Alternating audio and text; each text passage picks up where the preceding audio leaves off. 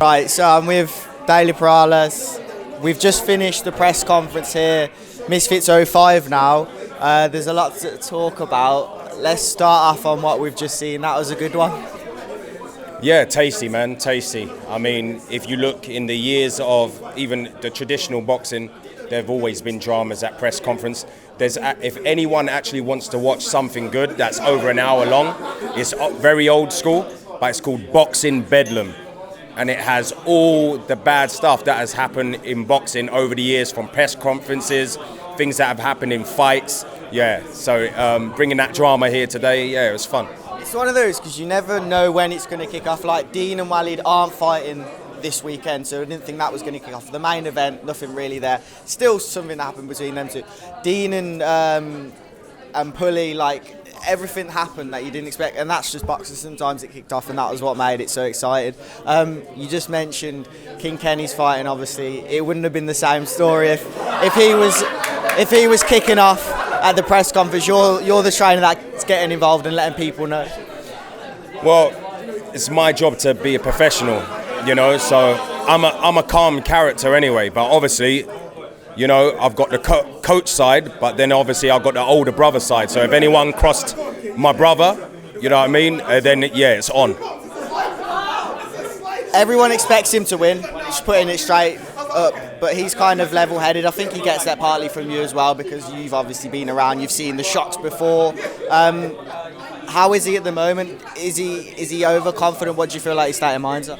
No, because he's surrounded around professional boxing with my pros, you know, and the education that goes in to the training side of things, not only physically but mentally.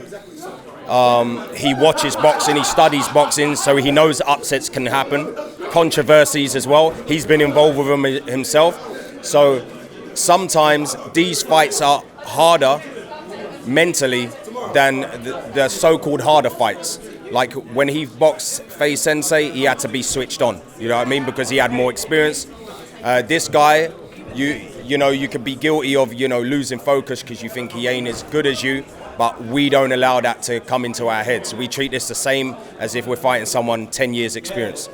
Well, I heard you last week on the Mayweather show. How did you enjoy that commentary on one of the greatest? Yeah, it's good. I mean, obviously Deji boxed him, and off the back of that, and now I'm commentating on one of his fights. But I've always wanted to do that. You know, I love boxing.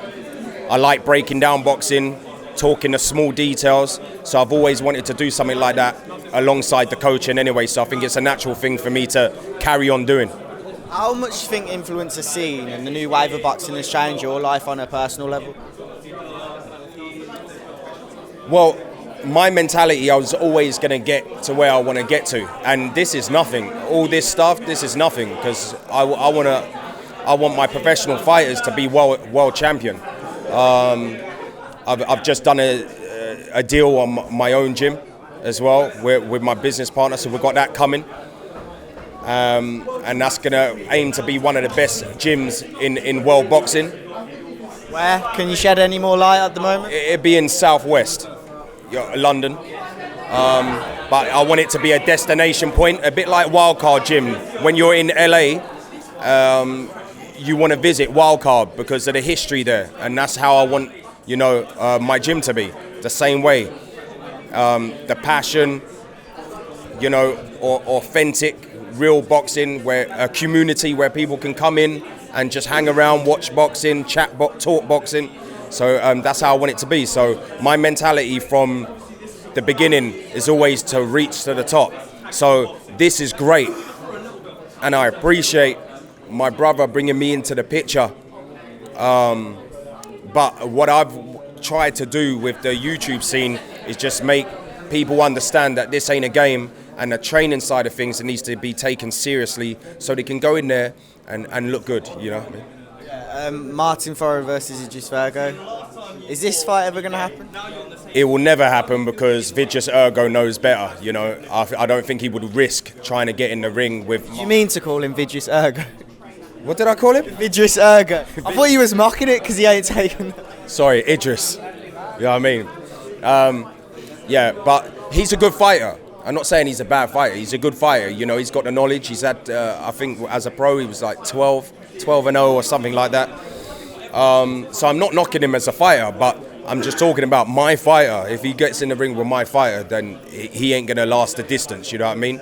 So I think he knows better to stay, you know, to get in the ring with Martin Foru, and that's why he's trying to call out people like my brother, who's a huge novice boxer in the YouTube world. You know what I mean? That to me doesn't make no sense.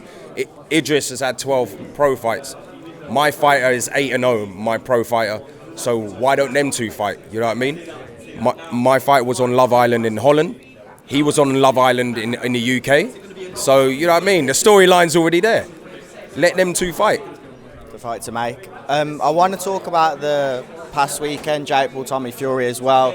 Just a reflection on the fight.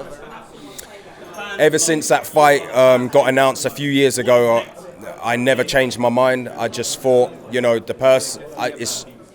I like Tommy Fury, but I don't rate him highly. I don't think, me personally, if I'm wrong, I apologise, but I don't think Tommy Fury will ever become a world champion. Vamos! So I always knew, but despite me thinking that, I always knew that the basic fundamentals and the ring IQ and the knowledge that he has will be enough to beat Jake Paul based on getting behind the jab, the simple boxing, moving when he wants to move, tie him up when he wants to tie him up. And they're all things that Jake Paul hasn't learned. And I'm baffled that I'm not expecting Jake Paul to be like a world beater. But after 5 years, I expect him to at least know how to set up his shots, use level changes, feints, use his feet well and smart, educated pressure. He doesn't know how to do all that after 5 years. So that's baffling to me. He needs to go back to the gym. If he's going to have any chance of beating Tommy next time, he needs to rectify all those little small details, because that's what wins fights. The excuses after the fight, people have their opinion on whether he should have made them, and he said it straight away in the ring. I guess, what did you make of that? Do you feel like it is an excuse? He had COVID, but... I just know my fighters wouldn't use those excuses, you know what I mean? Because at the end of the day, if you decided to get in the ring, and you know, and the bell rings, then that's it. There should be no excuses after that. You know what I mean? If it was such a big problem, pull out of the fight. All what would have happened, it would just got postponed. You know what I mean? So, yeah, I don't like excuses like that, man. Okay, we'll look forward to this weekend. I know you're a busy man as well. Yeah, we'll speak again soon. Thanks for that one.